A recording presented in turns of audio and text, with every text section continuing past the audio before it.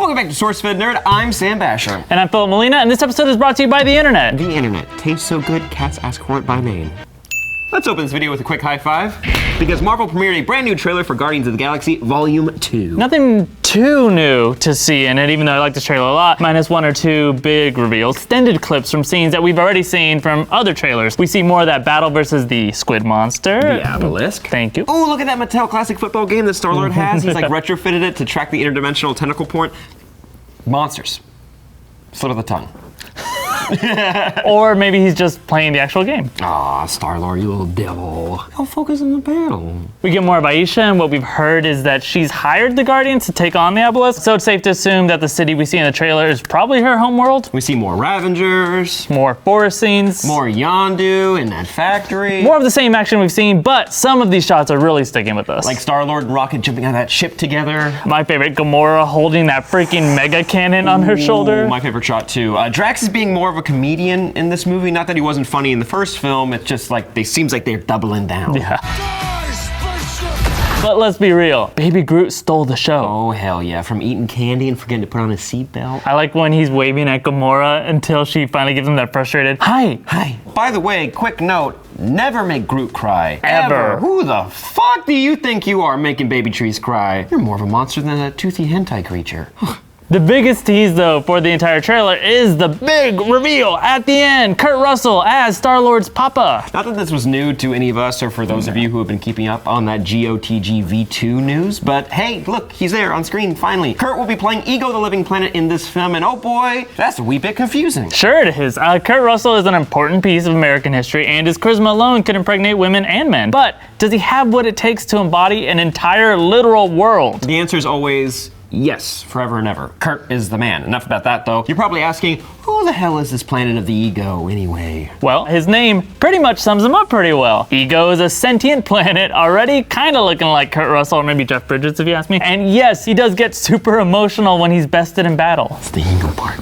As for his origins, Ego sprung out of the well of super obscure comic book origins. Before we get into that, I have a feeling that the MCU will simplify his origins just a little bit for the viewers, but for now, let's dive into the weirdness. Okay, so if you go into the Marvel 616 universe, there's a place called the Black Galaxy, or the Blalaxy, which is a big patch of space labeled as a bioverse, which means life just pops up in it, just like poof, poof, poof. Within the bioverse, a new type of being is born. This mass of life is different from the rest. Eventually, this mass started to grow and develop its own organs, including a brain and thoughts and feelings, until one day it matured into a fully fledged living planet. Ego became ambitious. He wanted to head out on his own and make a name for himself in the universe. As a giant floating goateed planet, I think he's already on the right path. His first mission is a classic: interstellar conquest. Yeah, ooh, that ain't a smart move, Ego. Almost immediately, Thor shows up and he whoops on that planet until he backs off. From there, Ego has a messy history of being a helpful planet who acts as a refuge for beings who have lost their homes, to a villain who goes around demolishing other planets.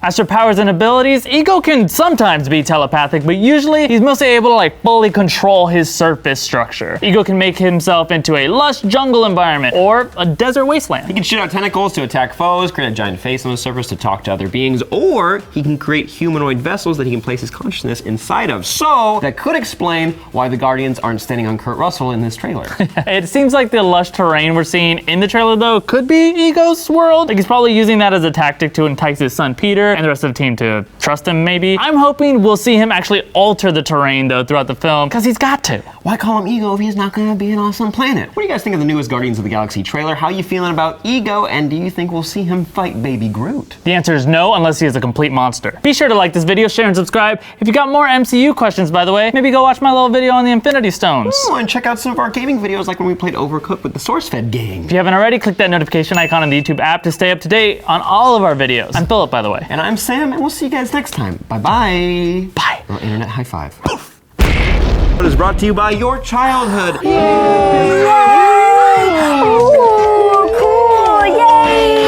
Whoever wrote these articles don't know dick about comics, because comics have literally always been about social justice. Look at this picture. See?